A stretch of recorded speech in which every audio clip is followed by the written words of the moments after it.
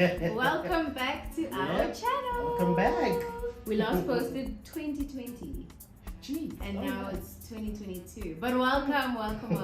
Thank you so much for joining us. I'm Shalom. And I'm Lihle Marijane, and the name of our channel is Peace, Love and Hope. If you go back to our previous videos, you'll see why it's called Peace, Love and Hope. But ultimately, his name is Shalom. It means peace. My name is Lihle. Well, also my name is Hope as well. Yes. And then of course, what brings us together is God, who is love. Yeah, so that's it. Yeah, so we thought we should come back and share with you guys what's been happening in the past year and a half. We declared that we were debt free, excluding our house, in 2020. I think it was September. Yeah, somewhere there. Yeah, September, October. Yeah. And we then disappeared because life was showing us flames. So basically, in this episode, we're going to dive into what we've been doing in the past year and a half, whether we're actually still debt free, and what 2022 looks like. Basically. Yeah. So let's get into it. So essentially, we completed baby step number 2, which was the getting rid of the debt. Yeah. Number 1, just for a recap, was the emergency fund. You're looking at around, but depending on your kind of lifestyle, of course, but anything between 10 grand or 20, 30, 100, depending on your lifestyle. Yeah. You know, number 2 then was the getting rid of the debt. And then we got into number 3, which is investing. No, number 3 is saving. Yeah. Investing is much later. So we started then saving, and we were supposed to save up to between 3 to 4 months of our monthly. 3 to 6. Is it 6? Yeah, 3 to 6. 3 to 6 of our monthly expenses, right? Which we started, and we were on our way getting there, and then what happened? No, not what happened. So it's 3 to 6 months worth of expense. So household expenses would be like the levies that you pay, your municipal rates, your rent if you're renting, because now you have no debt. So now your expenses are much lower, which we definitely saw. Yes, definitely. Our expenses were much lower. But then I quit my job.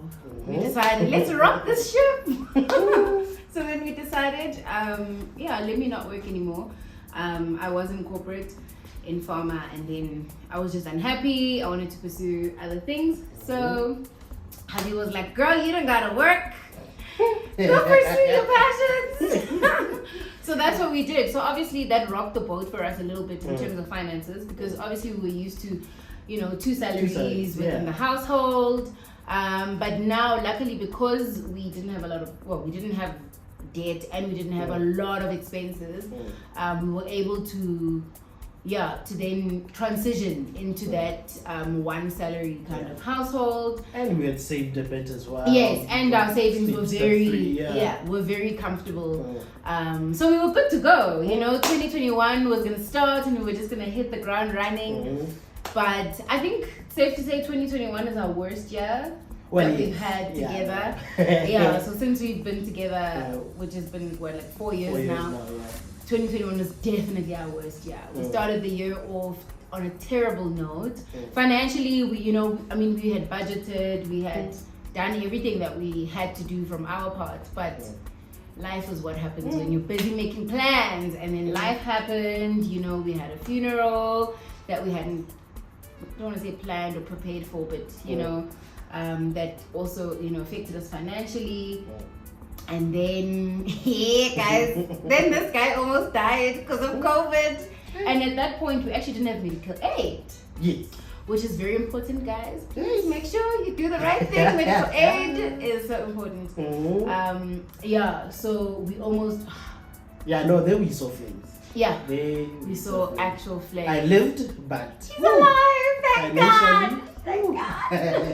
But financially after that, but by the grace of God, we bounced back, and we're moving on. So I think those are some of the things that happened for us that sort of derailed our baby step number 3. But I think, in all honesty, after we got out of debt, we weren't as strict to follow all the baby steps. Yes, simply because for us, one of the things that we had set for ourselves was to go into business before we turned 30. So both of us should be in business. So obviously when our monthly expenses were getting lower, one of us could jump ship and then, working towards the other one jumping ship. So we did, we are still saving even now, which is important, but I think our focus, we're not as intense as we were, yeah. With though we are still living the debt-free life, guys. So the question is, are we still debt-free? Yes, we're still debt-free. Which has been tough. Which has been extremely difficult. In fact, it has been tougher to stay out of debt, more difficult to stay out of debt than it has been to get out of debt. I agree. Essentially. Yeah, I agree. And also because what we did, I think it might have been different if I stayed in my job. Because then my salary would have just been the extra money that we would have had monthly. Whereas now we were solely dependent on your salary to, do whatever. Our kids started school. So then it was just like, what? So I think for most people, after baby step number 2, it becomes much easier. But Tina, we tightened the noose a bit by, of course, getting rid of the other salary. But that wasn't too bad. No, it wasn't. It wasn't. It was just, I had a lot of FOMO. I don't want to lie. In fact, we both had a lot of FOMO. That's the one thing which we previously didn't have a lot of. We didn't have a lot of FOMO before. But last year, it felt like everyone's life was just like moving and better. Everyone's life was better than ours. I even got off Instagram for a short while because I was like we have a vision for our lives and we have a financial plan and all of that, but you can't not want things. Like, he's such a spender. He's terrible. Like, he was itching to spend. He was miserable. And now we are out of debt, and I was expecting every day you're go.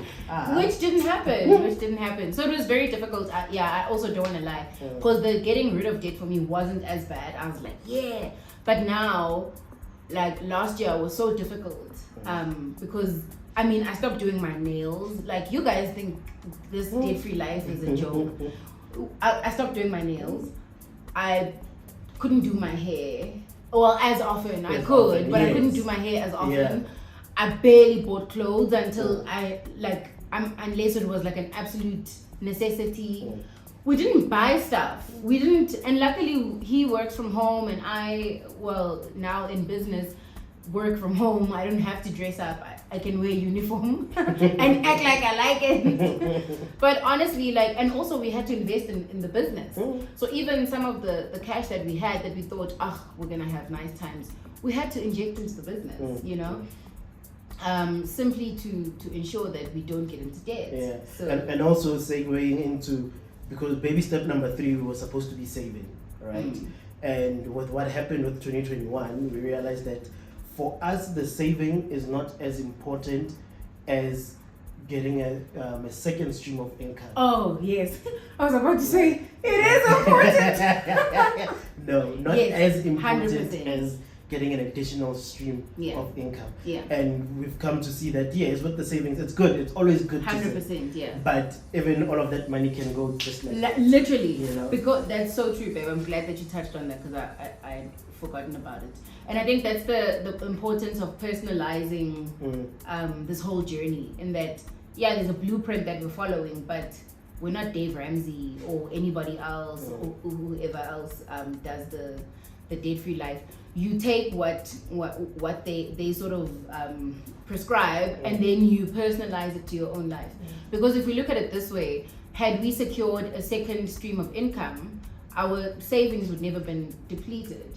They would have been there, or even if they finished, we would have been able to replenish them much quicker because there would have been extra source of income. So that's definitely something that we saw, which we then were like, okay, we got to work on this. We need to solidify A, B, and C, which was very difficult because obviously it's a new business that I've started. So I can't just be like, woo, chowing all the business money when it requires so much reinvesting into. But that one, so you need to personalize it for yourself. It has to be a personalized journey.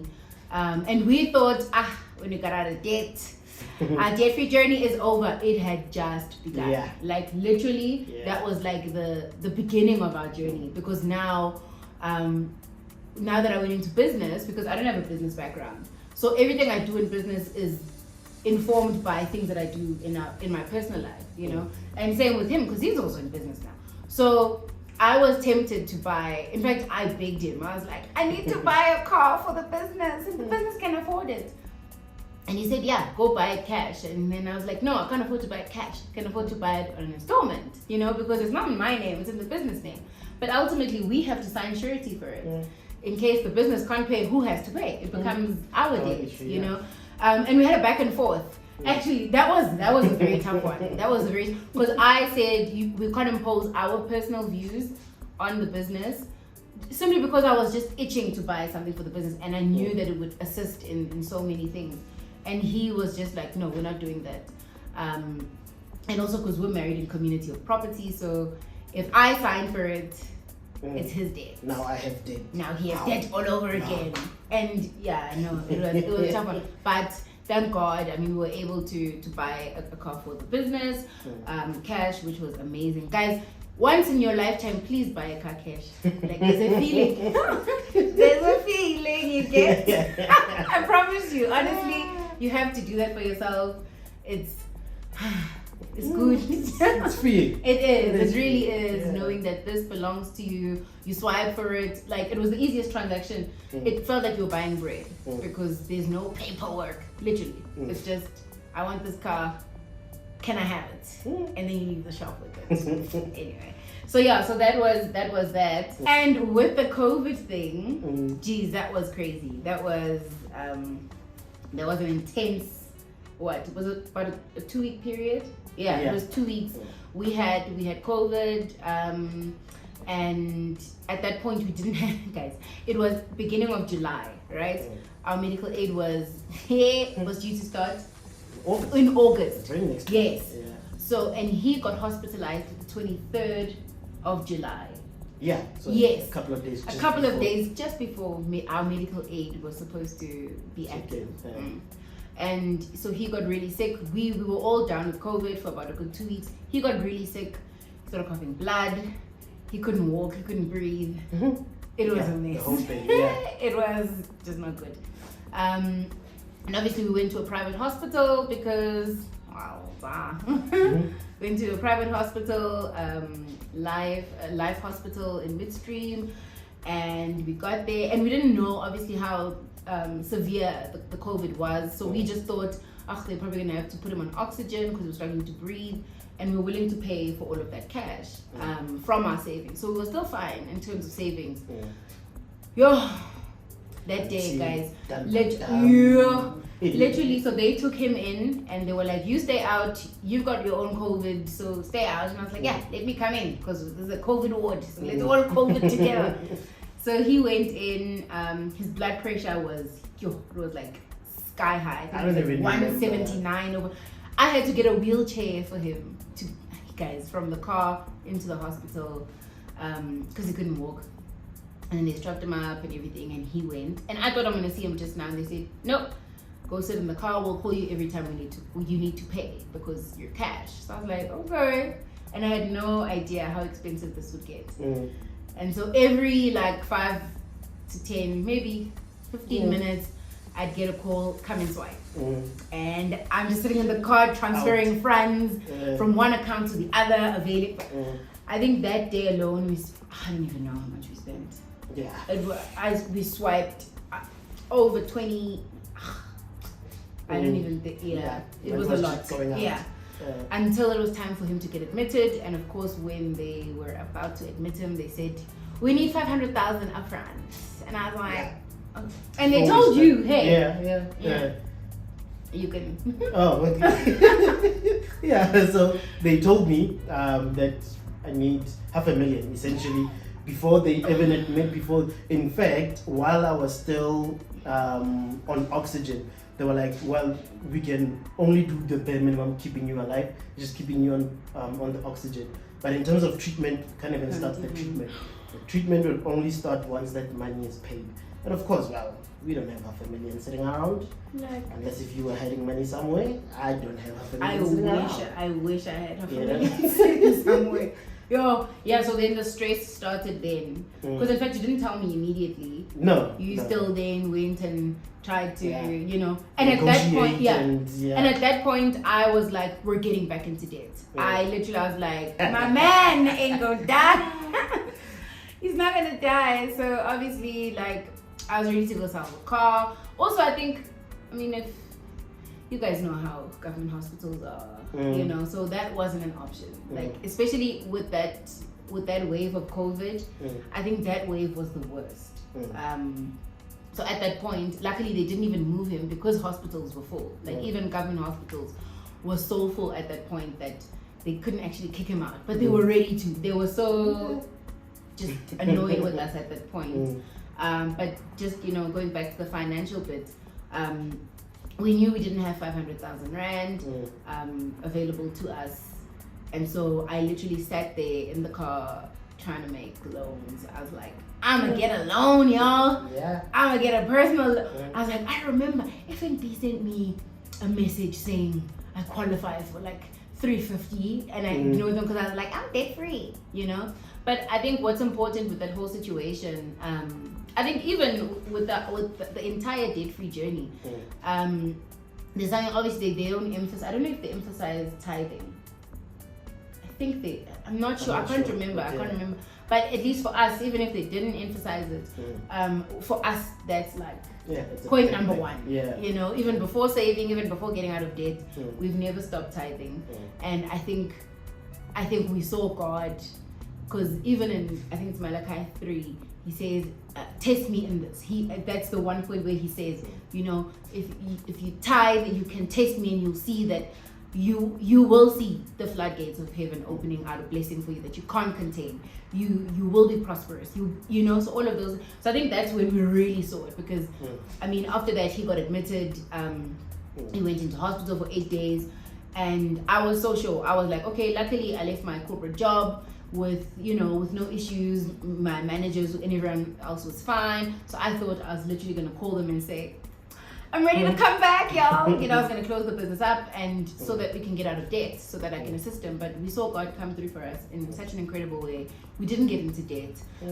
We did deplete our savings because, he had like countless tests done, even just from the treatment that we got. Yeah. Like I was on an asthma pump for a while. So there was quite a lot that happened in that period. In fact, with what you were saying, in a way, we saw God in that.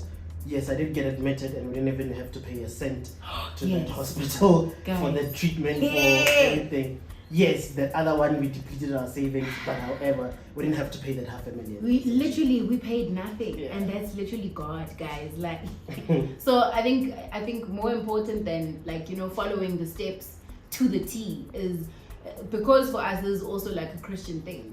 It's based on things that we believe that are biblical and scriptural. That you will be enslaved by the lender if you live in debt, and you want to be free in all things so that you can be able to do the things that God has called you to do.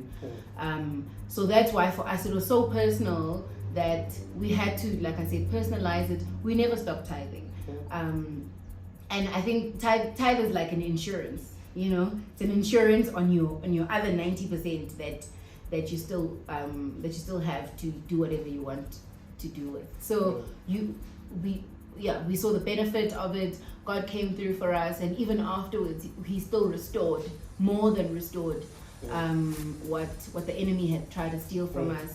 And so tithing is number one, guys. Like, I know it's not part of the baby steps, but that's baby step number 0. You gotta tithe. Yeah. So I think so we basically just wanted to come back and touch base and just give you guys just an overview of what our last year has been like. And we're just so grateful to God that we continue to live out of debt. It is quite difficult. We want to spend and splurge and do all of those things, but we also really want to do the things that we believe we're called to do, which is be in the businesses that we're in and flourish, and employ a lot of people and then spend the monies, So we're gonna continue now with the videos and share some more stuff with you guys on investing, saving, all of those things. We're still here. So if you didn't fall off, we're still rooting for you. And you know, we've gotten so many messages and like people telling us of their debt-free stories that we're inspired by. So thank you so much, guys. We also do need the encouragement every now and again. So please share with us if you have managed to get out of debt, and don't go back. I think, in fact, I remember saying, I was like, God is not gonna do us dirty. God is not gonna allow us to go back. I was like, babe, we told the whole world. I mean, not the whole world, however many people watch us, but you know, we told a lot of people that woohoo, we're debt free, and then like a year later, we're deep in debt again. You know, but you know what? God doesn't. Yeah, he didn't forsake us in that space, and he never will. In fact, so we can proudly say once again, we're still debt free, still there, still debt free, and plan to be so forever. So so please do join us again on our next video. We'll be talking a bit more about the routes that we have taken in terms of savings and investing. And remember, none of this is financial advice. This is just us sharing our journey with you guys, hoping to inspire good habits, good money habits, because the knowledge I think everybody has, even a little kid knows you must save, but it's doing that's actually important. So please join us again in our next video. We'll see you guys. Cool. Bye. Bye.